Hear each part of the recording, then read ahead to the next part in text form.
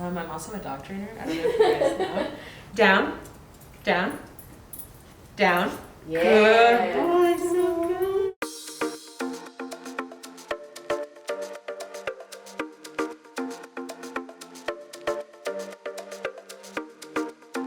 Hi, I'm Maryah Greene, and this is Green Thumb, the show where I show you how to add some plants to your space. Before we get started, remember to subscribe to Well+Good. Today we're going to be talking about pet-safe plants. I'm a plant mom and also a cat mom, so I know a thing or two about choosing the right plants for spaces with pets. I rescued my cat after I got all the plants decorated within my space, and so it was a little tricky to train my cat in the beginning, but with a couple tips, I made it work. Pet-safe plants are plants that are non-toxic, and most of the time, they're hypoallergenic too. If you have any plants that are toxic, one of the things you can do is make sure they're kept up high and out of reach from your pet. One of the things that I did when I got my cat is I made a lemon juice and cayenne pepper concoction. You can mix it together in a bowl and use the tip of the leaves and just put it on the edges. That way, when your pet goes to nibble on the plant, it realizes that plants are kind of spicy. And over time, this will train your pet. Another thing you can do before you go plant shopping, check out the ASPCA's website. They have a list of all of the plants that are toxic and pet friendly.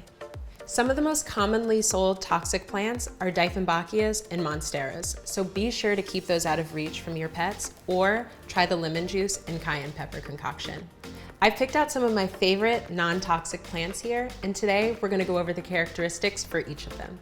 These are nerve plants. They get their name because of the pattern on their leaves. And they're relatively easy to care for as long as you keep their soil moist and mist them daily. You can also use a humidifier if you're someone who travels and you're not around to mist them as much as they'd like. This is a Calathea Medallion. Now Calatheas come in all different shapes and sizes, but this is one of my favorites. They tend to have a different color underneath their leaves, and they're also relatively easy to care for as long as you're down for a little bit of high maintenance. You might have to mist them daily and keep the space relatively humid. They also like their soil pretty moist, so you should water them between every 5 to 7 days. This is a spider plant. Now this is the one that you see in just about everyone's home or just about every bodega in New York City.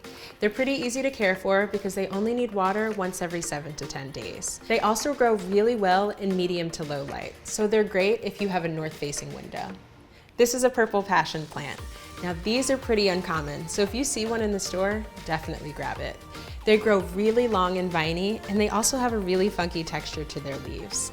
They enjoy drying out in between watering, so water them every 10 to 14 days. That's it for this episode of Green Thumb. If you have any photos of your pets and your plants, definitely share them with me. Remember to subscribe to Well+Good, and I'll see you back here soon.